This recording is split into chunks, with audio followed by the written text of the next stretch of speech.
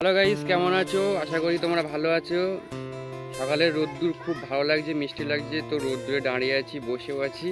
ঠিক আছে, তো তোমাদের এখন কেমন ঠান্ডা পড়েছে কমেন্টে জানাও। তো গাইস, বাড়িতে আসলাম, এসে রান্না বসাবো, সব কিছু গোছান গাছান করে নিতে হবে। তো কালকে আমি পালং শাক নিয়েছিলাম, তো পালং শাকগুলো রয়েছে, তো সেইগুলোই আর কি ভালো করে বাছা কোটা করে নিচ্ছি, কুচি কুচি করে বাছবো। আর ভালো করে কলে গিয়ে জল দিয়ে ধুয়ে নিতে হবে, কারণ এর ভিতরে বালি থাকে অনেক।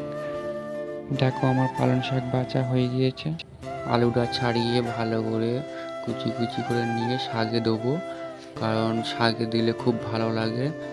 আর মা এরকম করে আগে রান্না করতো, দেখতাম যে শাকে একটু আলু দিত। তো আমি পেঁয়াজটাও কেটে নিচ্ছি কুচি কুচি করে ভালো করে। তারপর পেঁয়াজটা কাটা হয়ে গেছে, লঙ্কা ছিল, লঙ্কাগুলো একটু কুচি কুচি করে কেটে নিয়েছি। আমার পেঁয়াজ আর লঙ্কা কষানো হয়ে গিয়েছে, ডালটা সেদ্ধ করতে দিয়েছিলাম, তো আমার ডালটাও হয়ে গিয়েছে। তো আমি লাভিয়ে ফেলেছি।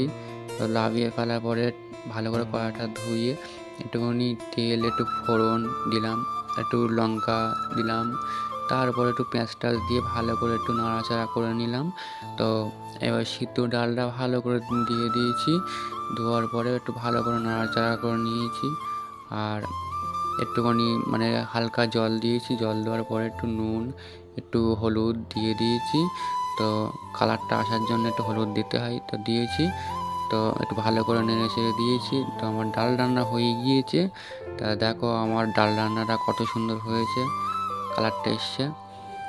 আর রান্না করতে করতে ভাবছি যে অনেক বেলা হয়ে গেছে, খিদেও পেয়েছে, কি করব, কখন খাবো, এরকম ভাবছি। আর তাড়াতাড়ি করে রান্না করছি।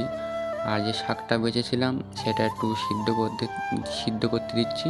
তো একটু জল দেওয়া হয়ে গিয়েছে, একটু লবণ দিয়ে তারপরে শাকটা একটু সিদ্ধ করতে দিয়েছি।